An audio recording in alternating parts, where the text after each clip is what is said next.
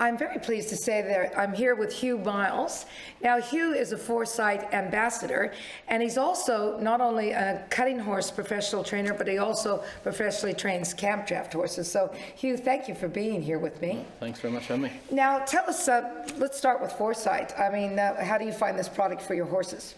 I use it everything that's in work too, and I find horses love it. It's easy to give, and yeah, I couldn't recommend it highly enough. They do like the taste of it, don't they? They really, I think it's got an apple flavor or something like that, and so that's really easy, makes it easy to give them something that they enjoy eating as well. Now, I understand that you've just competed also in the campdraft at Willinga Park. Tell us a little bit how that show went for you. Yeah, it was good. I ended up third. I took a few horses there, but ended up with a couple in the finals. Ended up third on a client's horse from Charters Towers by 0.66 of a point.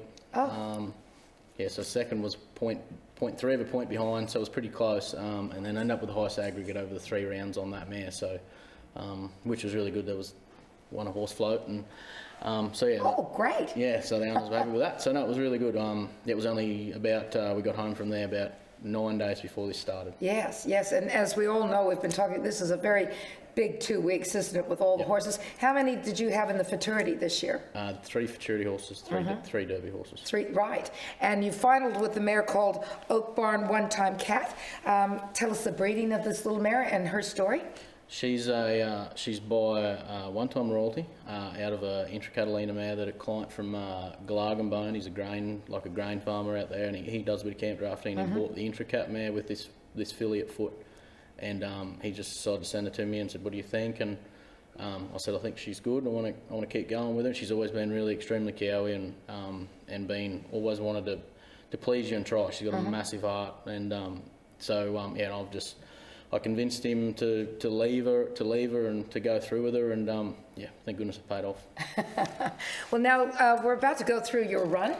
And it's really fun to go through, and I'd like to know what was in your mind the whole way through the run. So you're approaching your herd of cattle. Gosh, she is a very pretty mare, isn't she? Yeah. Now, do you have some cows in mind? Yeah, because I was last out, we'd been watching the cows pretty hard. Todd and Pete Schumacher normally, they watch cows for me, but because Todd was showing and they couldn't sit with me, they were busy.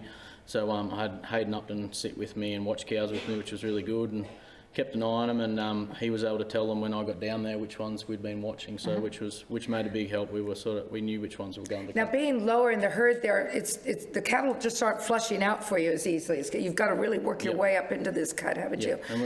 And we liked this cow. We thought she'd be easy enough to get cut, and we thought she'd be all right. So the mare was just a little bit off the bat. She had a big miss, miss there off the bat, but. Yeah, she's one thing about her, she's quick, she can recover pretty quick. Well, that's the thing, she just has such a big move on her, doesn't she, that you just have to be a bit careful that she doesn't have like this little miss that we've been talking about. Yep. But here's some good work, isn't it? Some beautiful movement and nice challenge from the cow. Yep. So you tapped off that cow there. How are you feeling at this moment? Yeah, I thought we were getting a little bit done. I thought she was all right.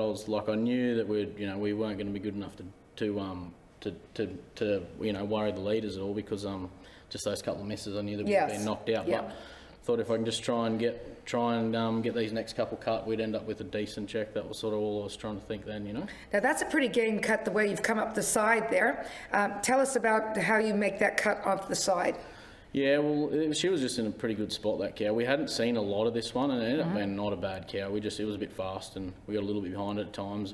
But you break it down nice, don't you think? That's the thing, is that you started to hit it, and you really broke that cow down, and gee, that's looking good there in the middle now, isn't it? Yeah, she was really good. I mean, I couldn't have asked her to be any better. She's also starting to shorten herself up there, isn't she? She's really, that cow's really pulling her down to shorten it up. Now you've quit there, and you've got 21 seconds to go. How long, what's the least amount of time you think you could make a cut in? Yeah, well, you don't really, I wouldn't try to go in there and get pretty clean with at least 10 seconds to go. So you've what we call chip to cow there. Yep. There was one other cow that we liked, but it sort of went a bit deep, so we just had to take this cow that was, I knew it was fresh. We hadn't seen a lot of it, but it wanted to be cut, so we just chipped it and went with it. Really finished up very nice there, didn't she? So Hugh, well, congratulations for you've had a wonderful month, getting third in the Willinga Park Campdraft and fifth here in the NCHA Futurity. It really is a credit to you. You're a very young trainer. You've got lots of horses in the barn, and it's great to hear that you're using the product Foresight on all your horses. And we look forward to seeing you in the show pen again at the next show. Thanks for your time. Thanks for having me.